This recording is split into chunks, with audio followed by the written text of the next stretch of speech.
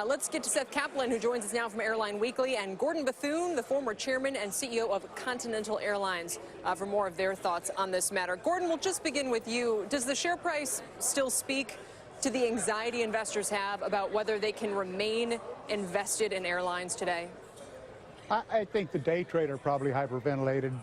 I completely disagree that the things they're doing are the right things. They're not stupid people over there at United, but they're optimizing the use of the airplanes for that growth, and they're not going to go into a fare war. That's just probably not going to happen.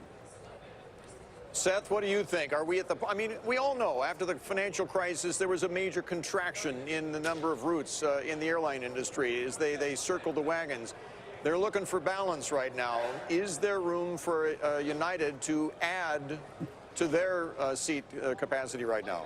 Yeah, and what United's saying is, look, this has gone too far, and they see it as them playing catch-up. Look, investors are very focused nowadays on the fact that when you constrain capacity, you always squeeze up unit revenues, right? So why wouldn't you always just constrain capacity? Well, guess what else happens? You also push up unit costs. And what matters isn't, unit revenues in a vacuum or unit costs in a vacuum. It's the gap between the two. I mean, that's where your profits come from. And, what United is saying is that at this point, by growing a little more than they've been growing, they feel like they'll be able to depress unit costs more than they're depressing unit revenues. And, if you look at the... Seth, can you explain that for a second? Because I don't quite follow what you're saying. If they add capacity, that pushes up costs. Just explain that a little bit. Right, it pushes down unit cost. I mean, this is largely a fixed cost industry. You already paid for the airplane, no matter how many times a day you fly. And look, you go back a decade, and Gordon remembers this. On airline earnings calls, when airlines were starting to constrain capacity and say, hey, we're going to cut capacity to try to squeeze up unit revenues, investors went nuts, because back then people thought the only way you could make money in the airline industry was to do what Southwest had been doing all those years, which was to keep growing down unit costs. Now Scott Kirby, one of those people back then who said, hey, trust me, this will work. He's saying now it's time to shift back and start thinking more about unit costs than airlines have been doing in a while.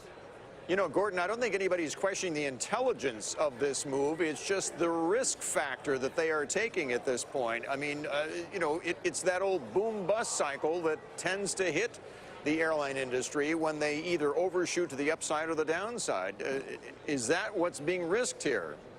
Well, Bill, I think, those things they can adjust. So if it's not working, it's not locked in concrete. You can adjust your capacity by putting aircraft off lease and not utilizing the airplanes you bought for growth. What I think is that they're using their airplanes more wisely, operating the better connections at hubs that they've got in their new schedule optimizes revenue without changing costs. Those are the kind of smart moves I think United's making. And I really wouldn't worry about the four big boys getting into a fare war. They'll adjust capacity if it needs adjusting.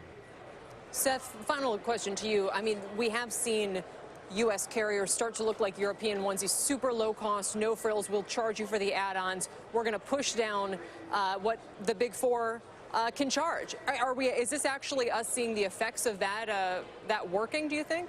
Partly, although what's interesting, Kelly, and what I don't know I would have expected this time around, is that to a degree it's actually put more pressure on those what are called ultra-low-cost carriers because they win on price. So when prevailing airfares were a lot higher a few years ago, Spirit could get people to fly Spirit who didn't really want to fly Spirit just by being really cheap. Whereas now that everybody's pretty cheap, it's kind of forcing them, Spirit, Allegiant, to play kind of an away game.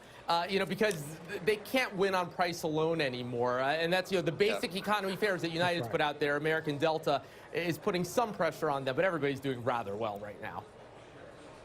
All right, good to see you both. Thank you. Seth Kaplan, Gordon Bethune, as always. Thanks for joining us. Thank you. Fascinating See you later. discussion. Yep.